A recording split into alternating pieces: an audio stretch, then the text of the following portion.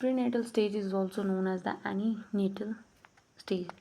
मतलब अभी बच्चा सिर्फ अभी सेल्स उसके साथ जुड़े हैं, उसका डेवलपमेंट होना शुरू होता है। कह रहा है कि सिर्फ उसमें आया है, एग्जिस्ट लग गया और perform use before birth. Before होने बर्थ होने से पहले की जो प्रक्रिया है उसे हम कहते हैं प्रीनेटल स्टेज। और जिसमें भी सब स्टेजेस होती हैं, जिसमें वो एम्ब्रियो से, वो फीटल से एम्ब्रियो, और फिर मतलब ऐसे जाइगोट से फीटल, फीटल से एम्ब्रियो बड़ा होना शुरू होता है। उसको जैसे जैसे माँ पोषण लेती है, जैसा खाना खाती है, उसकी बॉडी वैसे ग्रो होना शुरू होती है। धीरे धीरे उसके पैर, हाथ सब ग्रो होना शुरू होते हैं। ठीक है, अब क्या उसका स्टेप्स है वो हम नहीं जानेंगे, बस ये होता है कि भाई जन्म लेने से पहले जो 9 मंथ हैं वो आप उसमें क्या कर रहे हो। Development happens quickly during the prenatal.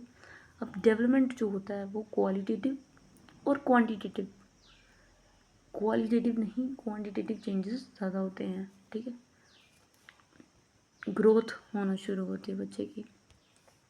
कह रहा है कि the time between the conception and birth.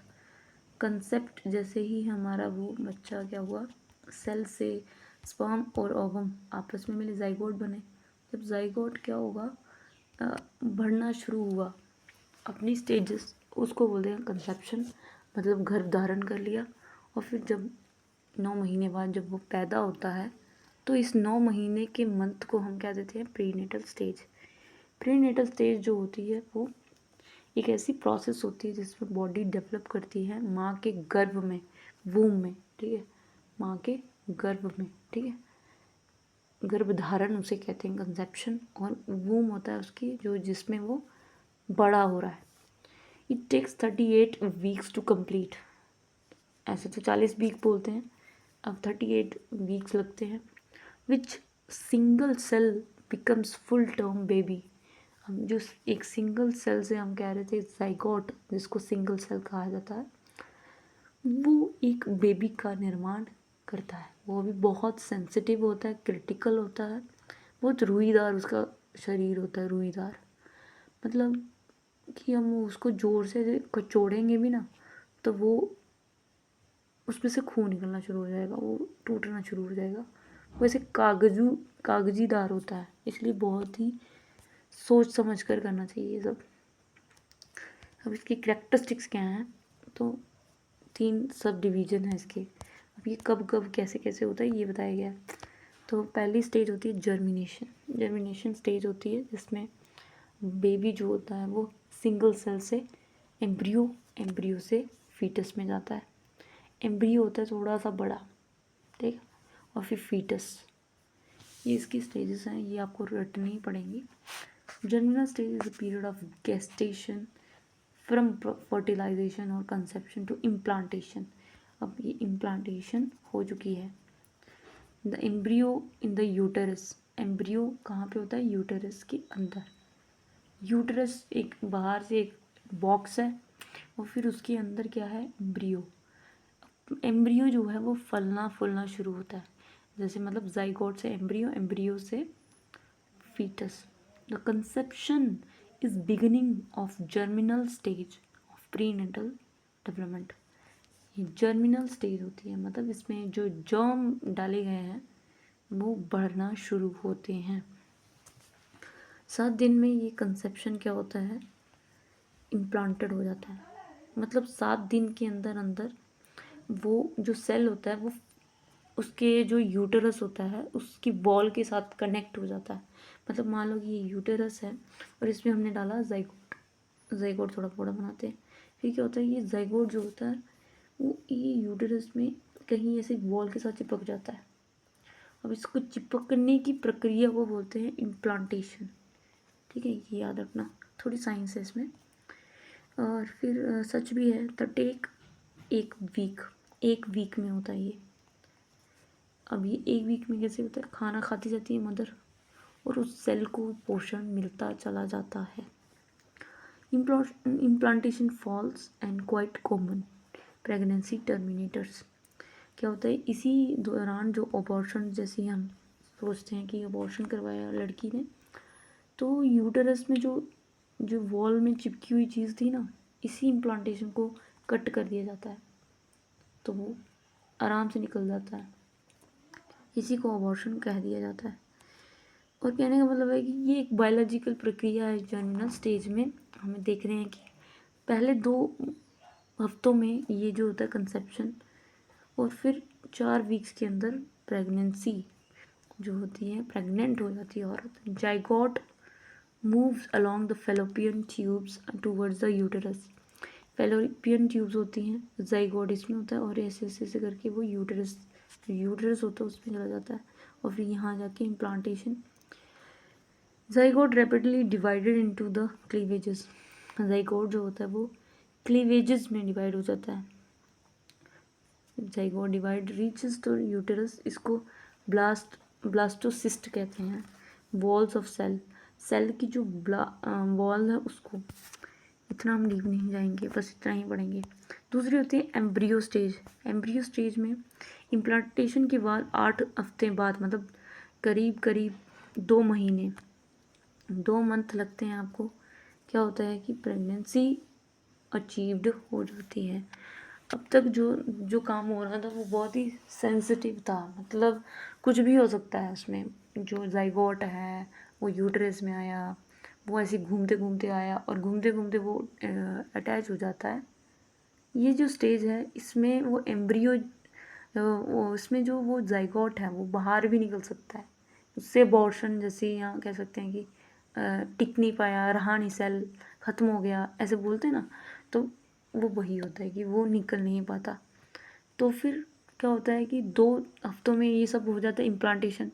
अब इम्प्लांटेशन होते होते लड़की डोल रहती है, मतलब कि लड़की जो है वो हिलती डुलती नहीं है। तो क्या होता है कि भाई उस स्टेज को हम क्या बोल रहे हैं, जर्मिनेशनल स्टेज। जर्मिनल स्टेज मतलब जिसमें जर्म सेल जो होता है, जो जाइगोट बना हुआ है, ठीक है, जाइगोट जो बना हुआ है उसमें वो फेलोपियन ट्यूब में जमा हुआ था वो, पर वहाँ से चलता चलता चलता वो अपनी हवा में आते हुए वो यूट्रस में आके वो घूमता है, फिर उसमें जाके 24 घंटे के बाद वो इम्प्लांट होता है। तो उस स्टेज को हम इम्प्लांटेशन कह रहे हैं। अब ये जुड़ तो चुका है, बहुत नाजुक है अभी भी, पर इसमें 2 महीने जुड़ने में लग जाते हैं। एम्ब्रियो स्टेज अब बोलता है कि 8 हफ्ते तक ये स्टेज चलती है। फिर क्या होता है कि एम्ब्रियोनिक स्टेज जो होती है वो गैसेशन होती है, इम्प्लांटेशन के बाद की स्टेज होती है। इसमें ऑर्गन्स और स्ट्रक्चर ग्रो होना शुरू होते हैं। बच्चा क्या करता है, जो खाना होता है माँ का वो खाना शुरू करता है। 2 महीने के अंदर अंदर वो उसके जो बॉडी पार्ट्स हैं वो बनना शुरू होते हैं, और ऑर्गन स्ट्रक्चर कैसी शेप लेगा, किस तरह का होगा, वो बहुत फास्ट हो रहे थे, मतलब टाइम ही नहीं लगता, कैसे हो गया पता ही नहीं चलता। Blastocyst that implanted in uterus continue the divide rapidly after implantation। जैसे इम्प्लांटेशन होता है वैसे ही वो यूट्रस में कैसे इम्प्लांट हो गया, उसी को हम ब्लास्टोसिस्ट कहते हैं। और इसी प्रोसेस को डिफ्रेंशिएशन कर दिया जाता है embryonic stage. Some cells will form placenta, another will make the baby. Placenta क्या होता है, जिसके अंदर वो ऐसे जो ऐसी थैली सी होती है प्लेसेंटा, यूट्रस के अंदर भी एक थैली सी होती है, वो ऐसे एक्सपैंड करती है, मतलब ऐसी एरिया बना देती है, ऐसी मशीन होती है वो ऐसी एरिया बना देती है जो कि बॉल बना देती है, ऐसी लचीली बॉल होती है, जो कि बच्चा उसके अंदर सेफ रहे, क्योंकि वो खाना खा रहा है, उसको वहाँ पे घूमना भी है और उसके अंदर ही वो पानी सा है। तो वो एक प्लेसेंटा होता है। प्लेसेंटा एक छोटी सी मकोर, या कह सकते हैं कि एक सुराख होता है जिससे खाना अंदर आता है, और वो उस बॉल के अंदर सेफ रहता है बच्चा। तो विल मेकअप द बेबी, क्या करते हैं, प्लेसेंटा का काम होता है कि जो बेबी है वो बनेगा, उसका निर्माण हो रहा होता है। प्लेसेंटा 2 इम्पॉर्टेंट फंक्शन प्ले करता है। अब मैंने कहा कि खाना देता है, न्यूट्रिएंट जो भी माँ ने खाया, तो सीधा भोजन नहीं खा रहा है, वो वो उसमें से जो कचरा है वो तो निकल रहा है बाहर बॉडी की तरफ, बट जो न्यूट्रिएंट्स उस खाने से निकल रहे हैं वो प्लेसेंटा खुद ले जाता है वहाँ से, माँ नहीं देती है, प्लेसेंटा ले जाता है। बॉडी में जो प्लेसेंटा है माँ के अंदर वो लेके जाता है उसके पास ऑक्सीजन, क्योंकि हम कहते हैं ना हम ऑक्सीजन के बिना नहीं रह सकते।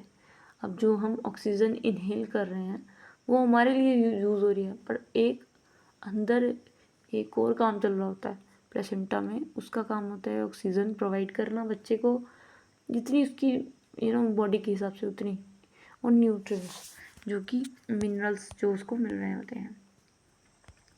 मदर्स ब्लड इनटू एम्ब्रियो और फीटस, जो माँ का जो खून जो होता है, कहते हैं ना जो उस समय डेट आना बंद हो जाती है जब बच्चा बन रहा होता है, तो वो जो खून है ना फैलोपियन ट्यूब का, वो एक अंडा ही तो है। उस समय जो अंडा जो खून मान लो कि हर महीने जो मेंस्ट्रुएशन साइकिल होती है, जो फैलोपियन ट्यूब्स होती है उसमें से अंडा निकलता है एक, ठीक है। तो अंडा जो निकल रहा है वो खून एम्ब्रियो में ही फिट होता चला जाता है, ठीक है। और mother's blood into the embryo and fetus, embryo और फिटस में ही जमा हो रहा होता है वो ब्लड काम तो नहीं आता, बट वो उस बच्चे से ही, उस खून से जो महीने महीने जो खून निकल रहा होता है वो वहीं पे सेटल डाउन होता है, वो निकलने का कोई भी वो जरिया बंद हो जाता है, क्योंकि उस समय वो क्रिया चल रही है ना अंदर 9 महीने तक, वो कोई भी डेट शीट थी डेट नहीं आती। Remove waste material from the embryo and fetus, अब क्या होता है प्लेसेंटा का जो भी खून अगर ओवरी से निकल रहा है, कहते हैं ना हर एक अंडा महीने में निकल रहा होता है, तो वो एक अंडा जो है वो जो खून है उसमें से इम्प्योरिटीज़ अपने आप प्लेसेंटा निकाल देता है, और जो नॉर्मल खून होता है वो उसमें रहता है। होता तो वो गंदा ही है, बट क्या है कि साइंस है इसमें, ठीक है। जब आप उसको पूरा इमेजिन करोगे फिर समझ में आएगा, ऐसे तो नहीं आएगा। अब एम्ब्रियो और फीटस की हम बात कर रहे हैं इस स्टेज पे, कौन सा स्टेज है, एम्ब्रियोनिक स्टेज में। After the formation of placenta, placenta जैसे ही फॉर्म होता है वैसे ही गैस्ट्रुलेशन स्टार्ट हो जाती है। गैस्ट्रुलेशन क्या होती है, क्रिटिकल स्टेज होती है जिसमें 3 प्रकार की लेयर्स होती हैं एम्ब्रियो में। मान लो कि ये एम्ब्रियो, उसमें 3 प्रकार की लेयर, 1 2 3 प्रकार की लेयर्स बनना शुरू करती है, ठीक है। अब जिसमें क्या होता है, each layer distinct become the set of tissues होते हैं, ऑर्गन्स होते हैं, जिसमें एक्टोडर्म, मेसोडर्म, एंडोडर्म कहलाती हैं। ये तो काफ़ी साइंस पढ़ा दी इन्होंने आज मेरे को। Gastrulation cells at on the blastocyst migrated towards the central line to the primitive streak, और फिर इतना नहीं समझ पाएंगे। Blastopore outer endocrine tissues such as skin, hair, as well as the most nervous system tissues include the brain. जो भी body में, body से लेकर हमारे जो हड्डियां हैं, फिर हड्डियों से लेकर हमारे जो स्किन है, फिर उसके बाद हमारे जो बाल हैं, फिर हमारी आँखें, फिर उसके बाद ये सारी कहाँ से फिट हो रही हैं, सोचने वाली बात है। वो खाने से ही, न्यूट्रिएंट से ही डेवलपमेंट हो रही है उसकी, सोचने वाली बात है। The endoderm will form the tissue such as digestive tract, bladder as well as internal organs. बच्चे के जो भी चीज़ें डेवलप हो रही है अंदर, उसका एक इंटरनल सिस्टम है। फिर उसका जो ब्रेन है वो नर्व सिस्टम, क्या उसके अंदर नर्व्स नहीं होते हैं, रोना कैसे शुरू कर देता वो, इमोशंस, सब बायोलॉजी है, सब बायोलॉजी। कह रहा है कि 4 stages of embryonic development are the morula, stage, blastula stages, gastrula stages और न्यूरोला स्टेजेस, सारा 4 स्टेजेस ऑफ एम्ब्रियोनिक डेवलपमेंट जो होती है वो 4 प्रकार के ये स्टेजेस होते हैं, जिसमें हमारे जो बॉडी में सोचो, हाँ हम सोचते हैं हमारी बॉडी में क्या क्या है, हमारे इंटरनल ऑर्गन्स हैं जो कि एक बच्चे के अंदर, माँ के अंदर के अंदर के अंदर है। आप सोच रहे हो कि क्या क्या चीज़ें डेवलप हो रही हैं और कितनी फास्ट हो रही हैं। जो एम्ब्री होता है वो बहुत ही फ्रिजाइल होता है, मतलब कि अगर उसको ऐसे ज़्यादा कुछ किया, हिला डुला, तो वो टूटने या फटना या ख़त्म होने की चांसेस रहते हैं। The biggest danger and teratogens which are agent with the virus, drugs, radiations. अब बाहर से रेडिएशंस मिलती हैं, कैसा व्यवहार किया जा रहा है उसके साथ, कैसी वे विचार रखती हैं, कैसे वो, अगर बच्चा पैदा हो रहा है तो ड्रग्स तो नहीं पी रही, क्योंकि ड्रग्स जो होते हैं वो स्टिमुलेशन क्रिएट करते हैं, और वो अगर कॉन्ट्राडिक्टरी हो गए, मतलब बॉडी में जहाँ पे साइलेंस की ज़रूरत है वहाँ पे उत्तेजक चीज़ें भेजी जा रही हैं। कॉफ़ी भी नहीं पीनी चाहिए, कॉफ़ी भी कहीं ना कहीं कम होती है बट शराब जैसी होती है। तो खुद शरीर का ठीक होना और न्यूट्रिएंट्स का लेना, और बाहर की तो और भी बहुत सारी बातें हैं। Cause deformities in the embryo and fetus. अब इसमें प्रॉब्लम्स भी बता दी गई हैं कि अगर सही से, अगर वातावरण सही नहीं हुआ, खाने पीने का ध्यान नहीं रखा गया, वायरस देखा गया, तो बच्चे के फिटस में प्रॉब्लम होने के चांसेस होते हैं। एम्ब्रियोनिक पीरियड जो होता है वो बहुत ही ज़्यादा लॉन्ग होता है, क्योंकि इसमें हमारी बॉडी पार्ट्स और हमारे लंग्स, हमारे अंदर के जो सिस्टम हैं, ब्रेन, हमारा ब्लैडर, हमारी सारी चीज़ें जो है वो डेवलप होना शुरू करती हैं। और ये जो एम्ब्रियोनिक स्टेज है ये उसके बाद की बात है जब वो इम्प्लांटेशन हो चुकी है। पहला स्टेज है इम्प्लांटेशन की, जिसमें जर्मिनल स्टेज है। अगर दूसरी स्टेज देखें तो वो 2 महीने के बाद ये शुरू होती है। तो तीसरा महीना जो होता है वो काफ़ी क्रिटिकल कह सकते हैं कि होता है, जिसमें बच्चे का सब कुछ बढ़ना शुरू होता है। तो 3 महीनों के बाद जो है वो बॉडी उसकी बन चुकी होती है, मतलब कि मैक्सिमम डेवलपमेंट हो चुकी होती है। बच्चा अब आराम से वहाँ पे घूम रहा होता है। अब अच्छे से नहीं हुई है बट आ चुकी है, धीरे धीरे वो बहुत जल्दी इंक्रीज़ हो रही है ना, इंस्टॉलमेंट हो रही है सबकी। तो तभी आपने सुना होगा कि जैसे टैबू बन गया है कि 3 महीने के बाद ही अनाउंस करनी चाहिए अपनी प्रेगनेंसी। क्यों? क्योंकि उससे पहले अगर हो गई, मतलब मान लो पहले ही मंथ आपको बता दिया गया, जैसे ही जाइगोट ने इम्प्लांट हुआ, जर्मिनल स्टेज थी, 1 महीना हुआ, अभी उसका कोई चांसेस नहीं है कि इम्प्लांटेशन जो है वो, अगर बाई चांस कुछ ऐसा हुआ, एक्सीडेंट हुआ या वो गिर गई या कहीं पड़ गई या कुछ भी उल्टा सीधा हुआ, तो वो इम्प्लांटेशन ख़त्म हो सकती है, मतलब कि वो टूट सकती है, वो झिल्ली जो जुड़ी हुई थी वो ख़त्म हो सकती है। और उसमें कोई भी बॉडी पार्ट तैयार ही नहीं हुआ होता। बट अगर हम देखें जो एम्ब्रियो स्टेज है, एम्ब्रियोनिक स्टेज है, उसमें 2 महीने हो चुके होते हैं उस इम्प्लांटेशन को। 2 महीने में 8, 4 होते हैं ना, तो 4 महीने, 1 महीना तो उसको इम्प्लांटेशन में लग जाता है। 7 से 8 दिन में जाइगोट बनता है, ठीक है। और फिर उसके बाद आपको लगा लो कि भाई 15 दिन लगा लो इसको निषेचित होने में, नीचे आने में। फिर वो घूमता घामता ऐसे डांस करता हुआ 15 दिन और लगा देता है उसको जुड़ने में। तो जुड़ते ही वो 1 महीना लगाया जा रहा है, जुड़ते पकड़ते फिर उसको स्टिच होते उसको टाइम लगता है, मतलब 2 महीने लग जाते हैं। तो तब तक तो नहीं बताया जाता कि अगर टूट गया तो फिर बाई चांस, फिर लोग तो फिर छोड़ते नहीं ना बोलने से, अरे ये तो प्रेग्नेंट है, इसका गिर गया। तो ऐसे मतलब इसका टैबू के साथ भी कनेक्शन है ना, तो इसीलिए। औरत नहीं बताती। 3 महीने के बाद क्या होता है कि एम्ब्रियोनिक स्टेज जो है, एम्ब्रियोनिक स्टेज हमें बताती है कि अब जो वो जुड़ा हुआ जो सेल था वो फलना फूलना शुरू कर रहा है, प्लेसेंटा बन रहा है, उसकी 3 लेयर्स बन रही हैं, वो ऑक्सीजन पहुंचा रहा है, पानी पी रहा है भाई। अब उसमें जो खून है वो फीटस के अंदर बैठ रहा है, वो डेट आना बंद हो जाती है।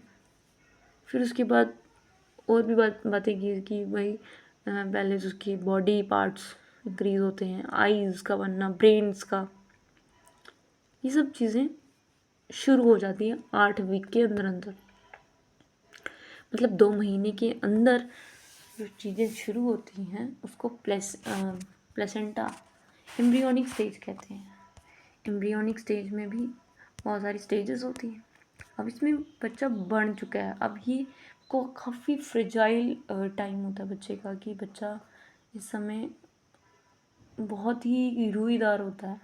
एक रुई होती है ना, उसको जैसे फोल्ड करेंगे वो वैसे फोल्ड हो जाएगा, वैसा ही होता है बच्चा।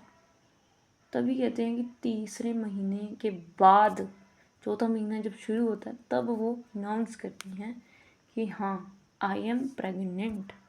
तब तक कोई भी पता नहीं चल रहा होता बॉडी का, थोड़ा बहुत पेट का पता चल रहा होता है, बट शरीर, इंसान का शरीर नहीं फूलता, वो बच्चे का ही फूल रहा होता है। धीरे धीरे जब ओवर वेट औरत खाना तो खाती है, फिर ओवर खाना खाना शुरू करती है, तो वो उसकी बॉडी भी वो उसके साथ घसीटे मारती है। Fetal period after 8 week baby is called fetus. 2 महीने के बाद जो स्टेज आती है, या आफ्टर 2 महीने के बाद जो है ना वो फीटस स्टेज होती है, फीटस, ठीक है, गर्भ। This stage takes place from end of embryonic period until the time of birth. अब ये फीटल पीरियड है जो, वो हमने कहा ना कि 2 महीने के बाद जो शुरुआत होती है एम्ब्रियोनिक स्टेज की। एम्ब्रियोनिक स्टेज भी थोड़ा ही टाइम लगाता है। उसके बाद 3rd मंथ में, अभी तो मतलब शुरुआत हुई है इसकी, ठीक है, 2 महीने, तीसरे मंथ में उसकी फिंगर्स, उसके नील्स आना शुरू, टोज, फिर हैंड्स, फिंगर्स, फीट फॉर्म होना शुरू होते हैं, बन चुके हैं, फॉर्म्ड हो चुके हैं, ठीक है। तीसरे मंथ पर उसकी आर्म्स, हैंड्स बनना शुरू होते हैं। 10 से 40 वीक्स तक, मतलब 2 महीने अगर हमने देखा कि इम्प्लांटेशन हुई, फ्रेजाइल हुआ, ऐसे हुआ, तो कम से कम 10 महीने और 10 वीक्स हो गया कि 2 हफ्तों के अंदर अंदर वो शुरू हो जाता है उसका इंटरनल पार्ट बनना। फिर उसका बाहर का भी बनता है, स्किन आना, जैसे 3rd मंथ में सब बेबी का सब कुछ तैयार हो जाता है, बेबा जो भी है। Rate of growth reach at peak during early fetal periods and their declines. जैसे जैसे फीटल बनना शुरू होता है तो वो क्या कहते हैं, उसका जो ग्रोथ है वो बढ़ना शुरू होता है। फिंगर्स, नेल्स बढ़ना शुरू होता है, सर्कुलेटरी, यूरिनरी सिस्टम, ठीक है, ये सब बनना शुरू होता है। Liver product, bile. चौथे मंथ में उसकी आँखें, आईलिड्स, परमट्टे, आईब्रोज, लैशेस बनना शुरू, nails, hair form. Nervous system starting to the function. पहले नर्वस सिस्टम इंस्टॉल हुआ, फिर नर्वस सिस्टम चलना शुरू भी करता है। कहते हैं ना कि टांगे मारना शुरू करता है, वो टांगे नहीं मार रहा था, वो घूम रहा होता है बीच बीच में। और ये जब ये बॉडी जो बनी है वो मारने के लिए तो बनी है। नर्वस सिस्टम बताता है कि भाई चलो करो अपना काम शुरू, तो जो बॉडी तैयार, मशीन तैयार की गई, वो मशीन चलना शुरू हो जाती है नर्वस सिस्टम से। नर्वस सिस्टम स्टार्ट फंक्शन 5वें मंथ में। Mother begin feel baby move. वो एक माँ जो है वो, उस माँ को पता चल जाता है कि भाई बॉडी में जो खाना मैंने डाला था वो अपनी काम कर गया और वो शुरू हो गया काम। फील बेबी मूव, बेबी का जो है मूवमेंट शुरू हो जाता है। अब वो बन चुका है तो अब वो खेलता है उसमें, डांसिंग पोजीशन में रहता है। 5 से 9 मंथ के बीच तक इसका यही रहता है। 6 7 8 5 महीने तक वो खाना ही खा रहा होता है बीच में बैठ के। मतलब 5 मंथ तक वो बन गया होता है, उसका काम हो गया होता है, बट और ग्रो होता है, फिर उसमें बैठ के और ग्रो होता है। Except the differentiation such part hair nail external sex organs क्या होते हैं, वो फीटल पीरियड में डेवलप नहीं, उसमें डिफरेंसेस पाए जा सकते हैं। वो भी होते हैं, सेक्स ऑर्गन भी डेवलप होते हैं, बट वो कम प्राइमरी होते हैं। ठीक है। Structure change in the body, proportion increase in the function. Body changes करता रहता है, कभी इधर कभी उधर कभी उधर, प्लेसेंटा में घूमता रहता है। क्वांटिटेटिव चेंजेस हो जाते हैं, इंटरेस्टिंगली क्वालिटेटिव चेंजेस भी होते हैं। Kicking appear to decrease and screaming to increase the fetus approaches birth and head movement. मतलब टांगे मारना नहीं आता, वो ऐसे ही अपने वहाँ पे ऐसे घूम रहा होता है। ठीक है। उसकी नर्वस सिस्टम काम करना शुरू करती है तो वो उसके हाथ पैर हिलाता है, वो छटपटाता है, वो वहाँ से निकलने के लिए किकिंग होती है। Decrease and scream fetus approaches birth and head movement. अब हेड की मूवमेंट, अपना दिमाग कभी इधर उधर हिलाता रहता है। और स्ट्राइकिंग इंक्रीज हो जाती है थर्ड सेमेस्टर ट्राइमेस्टर। मैंने सुना था एक ही सेमेस्टर होता है, अब ये भी हमें पढ़ना पड़ेगा। Reflexes automatic and apparent इनेट responses develop over the extended period of time. अब देखो थर्ड ट्राइमेस्टर में क्या होता है कि भाई एडवांस प्रिपेयर करना पड़ता है अपने आप को। उसने अपना काम कर दिया, swallow urinary muscular movement gastro ये सब। ठीक है। Reflexive responses such as reflexes तैयार हो जाते हैं 7 मंथ के अंदर। प्री मेच्योर हो जाता है, मतलब कि 7 मंथ हो जाते हैं तो फिर वो बच्चा पूरा मेच्योर नहीं होता है, बट प्री मेच्योर हो जाता है। प्री मेच्योर होता है कि भाई थोड़ा सा बाकी है अभी। Hazards of prenatal stage. अब इसमें हज़ार्ड्स वेरी इंपॉर्टेंट हो जाते हैं, क्योंकि इस समय ध्यान रखना बहुत ज़रूरी है एक माँ का। क्योंकि अगर हम चाहते हैं कि कोई बच्चा पैदा हो तो वो अगर चाहती है कि भाई कुछ भी कर रही है उल्टा सीधा, तो बॉडी के अंदर मरा हुआ बच्चा भी माँ को मार सकता है। तो कहने का मतलब है कि इसका पूरा एक प्रोसीजरल होता है, डॉक्टर से कंसल्टेशन के बाद ही इसको किया जाना चाहिए। बट आज के गांव में अगर देखोगे तो वो अपने घर पे ही प्रसूतियाँ हो रही हैं उनकी, और ना डॉक्टर से कोई सलाह नहीं लेते, क्या खाना है क्या पीना है, कुछ नहीं, अनएजुकेटेड तरीके से कर देते हैं और फिर हज़ार्ड का कारण बनते हैं। कुछ बच्चे फिर अपंग पैदा होते हैं, कुछ फिर वैसे हो जाते हैं, कोई मेजर्स नहीं लेते, कोई कंसल्टेशन नहीं लेते, हज़ार्ड होती है। और बहुत सारी प्रॉब्लम्स भी इसमें क्रिएट हो जाती हैं। प्रेगनेंसी 45 मिसकैरेजेस हो जाते हैं, पता ही नहीं होता है कि इस टाइम पे थोड़ा साइलेंट रहना चाहिए। कोई ज़्यादा भारी भरकम वाला काम करोगे तो वो बॉडी मूवमेंट करती है तो ख़त्म हो जाता है इंसान। मिसकैरेज जिसे हम बोल देते हैं, मिसकैरेज क्या, वही जो इम्प्लांटेशन है बस नहीं हो पाई, फिर से वही करो। तो क्या होता है कि इसके दौरान हमें ध्यान रखना होता है। More pregnancy result in miscarriage that is spontaneous abortions. अब क्या करते हैं लोग, अबॉर्शन करवाते हैं, फिर अपने ही लड़की के ही शरीर के साथ नाजायज़ गलतियाँ होती हैं। और डैमेज होते हैं किसके, जो व्यक्ति प्रीनेटल स्टेज वो काफ़ी सेंसिटिव होती है और बच्चा उसमें ग्रो कर रहा होता है, उसके हार्मोन्स जो हैं वो बन रहे होते हैं।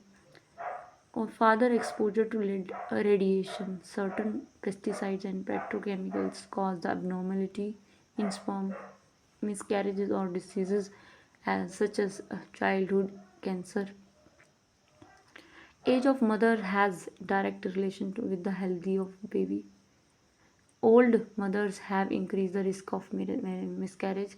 Stillbirth are more liable to give birth Down syndrome children. अब देखो यहाँ पे मदर की एज की बात की जा रही है कि भाई जो अगर माँ बूढ़ी होगी, ठीक है, तो फिर वो सिद्धू मूसेवाला, जो सेकंड सिद्धू मूसेवाला, वो कैसे हुआ, सोचने वाली बात है। वो इतनी ओल्ड एज थी, रिस्क बढ़ जाते हैं, ये ऐसी ज़रूरी नहीं है कि अब नहीं हो सकता, होता है। But age of mother is directly relationship with the health of body. पहला बच्चा आपने देखा होगा कितना मतलब हेल्दी होता है, मोटा होता है, क्योंकि वो पहले की एक्साइटमेंट होती है, अच्छे से खाना खाती है, एक्साइटेड होते हैं सब लोग कि पैदा होने वाला, तो अच्छे से खिला पिला के उसको वैसे ढिंचा के रखते हैं 9 महीने तक, फिर वो मोटा पैदा होता है। बाई चांस माँ को कुछ नहीं खिलाया जाता, पोषण का शिकार हो जाती है। दूसरे ही अगर बच्चा देखो वो कितना ऐसे ही होता है, सुकूड़ा सा, क्यों, क्योंकि उस पर ध्यान ही नहीं देते, हो जाए जैसा भी हो जाए।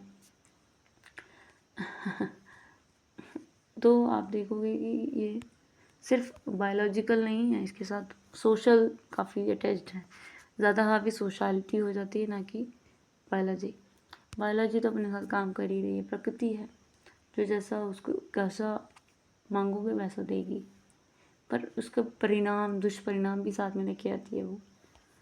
तो चाइल्ड के बिहेवियरल प्रॉब्लम्स आना, या कह सकते हैं कि इनएडिक्वेटेड डाइट्स मदर की, काफ़ी हद तक ये सेंसिटिव पीरियड होते हैं, तो खाना भी कुपोषण वाला ना खाए, मिसकैरेजेस हो जाते हैं, जैसे कि फादर की जो केमिकल्स लेता हो या कुछ ऐसी उल्टी सीधी चीज़ें लेता हो, तो वो भी स्पर्म कारण बन सकता है मिसकैरेज का। अब लड़की को ही दोष देंगे क्योंकि उनको अनपढ़ता है, पढ़े लिखे नहीं है।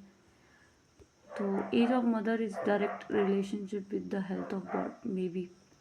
जो मदर की जो एज है, अगर वो ओवर एज हो गई है, तो उसकी जो डेट आती है, आपने सुना होगा कि जो मेंस्ट्रुअल साइकिल है वो 40 साल तक चलता है। अगर वो अच्छा खाना खाती है तो उसकी बॉडी वैसे ही रिएक्ट करती है, चाहे वो 35 में हो चाहे वो 32 में हो। अगर उसकी डाइट अच्छी नहीं है, वो एक्सरसाइज नहीं कर रही है, तो शायद कोई संभव ही नहीं है कि वो 18 में पैदा करे चाहे वो 32 में पैदा करे, डजेंट मैटर। कि अगर उसकी हेल्थ अच्छी नहीं है, मदर की अगर हेल्थ अच्छी नहीं है, तो नहीं रहता है ये संभावना कि भाई बच्चा पैदा अच्छा ही हो।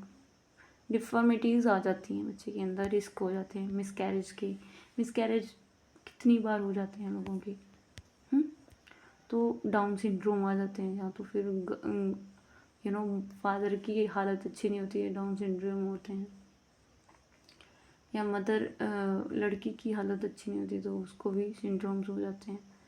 तो मल न्यूट्रिशन तो काफ़ी हद तक ये फिज़िकल डिफॉर्मिटी लाता है। मल न्यूट्रिशन, आपको कैसा न्यूट्रिशन लेना चाहिए, कौन सी चीज़ें क्या फ़ायदे करती हैं, एक मदर को पता होना चाहिए। अगर उसको गलत चीज़ दी भी जा रही है तो उसको अवॉइड करनी चाहिए, क्योंकि सवाल यहाँ पे अपना नहीं है। अपना तो चलो तुम बूढ़े हो रहे हो, 40 साल के हो रहे हो, जो आने वाली उत्पत्ति है वो तुम्हारे ऊपर ही डिपेंडेंट रहेगी, तो तुम चाहते हो उसको हेल्दी रखना, ठीक है। मल nutrition in last few months में लेड लो बर्थ वेट, जैसे कम खाना खाया होगा तो उसका जो बेबी का जो वेट होगा वो कम होगा। और अगर स्मॉल हेड होगा, छोटा सा सिर होगा उसका, अगर सही से खाना खाया होगा, सही से खाने का मतलब ये नहीं है कि चावल दाल ठूस के खाओ। जो न्यूट्रिएंट्स, जिसमें ज़्यादा न्यूट्रिएंट्स मिलते हैं, चेक करोगे इसमें कितने न्यूट्रिएंट्स हैं तब खाओ। डिफिशेंसीज मदर डाइटरी इनटेक्स, वही सेम बोल रहे कि ट्राइमेस्टर में, प्रेगनेंसी के दौरान मदर की जो डाइट है वो अच्छी नहीं होती। Have great effect on young then the same deficiency. अब कुछ लोग मल्टी ग्रेन्स लेते हैं, मल्टी विटामिन्स लेते हैं ऊपर से, क्योंकि वो खाने में उनको मिलते नहीं हैं, तो फिर वो ऐसे न्यूट्रिएंट्स ऊपर से मल्टी सप्लीमेंट लेते हैं, जो कि वो काम करते हैं बॉडी में जाके। लो बर्थ वेट होता है। कैफ़ीन का इस्तेमाल करते हैं, जैसे कि कैफ़ीन किस में होता है ज़्यादा, चाय में, कॉफ़ी में कैफ़ीन्स होते हैं, उसका ज़्यादा इस्तेमाल करना भी एक गलत इम्पैक्ट पड़ सकता है। स्मोकिंग करना, marijuana, what is that? Marijuana by mother, excessive inadequate nutrition, माँ अल्कोहल पीती है तो वो भी एक गंदा कारण हो सकता है। टबैको चबाती है भाई, गुटखा चबाती है गुटखे वाली मम्मी है तो वो भी बच्चे की टबैको में भी कहीं ना कहीं हम देखते हैं कि बैड इन सप्लीमेंट्स होते हैं। Has been linked to higher rate of respiratory problems in childrens. तो ये सब टबैको खाना या अल्कोहल खाना, इससे क्या होता है कि रेस्पिरेटरी प्रॉब्लम्स होना शुरू होती हैं बॉडी में, रेस्पिरेटरी सांस लेने की दिक्कत। Embryo is particularly sensitive to the mother contracting rubella, ठीक है, frequently will develop into the infant such suffer mental retardation and physical abnormalities such as eye contact, deafness। अब जैसे कुछ मदर्स जो होती हैं ध्यान नहीं रख पाती हैं तो बच्चे में स्पेशल चाइल्ड हो जाते हैं वो, ठीक है, उनमें कुछ कम दिखता है। फिर ड्रग्स से बहुत सारी प्रॉब्लम होती है, इसलिए ड्रग्स को बिल्कुल ही निषेध किया जाता है।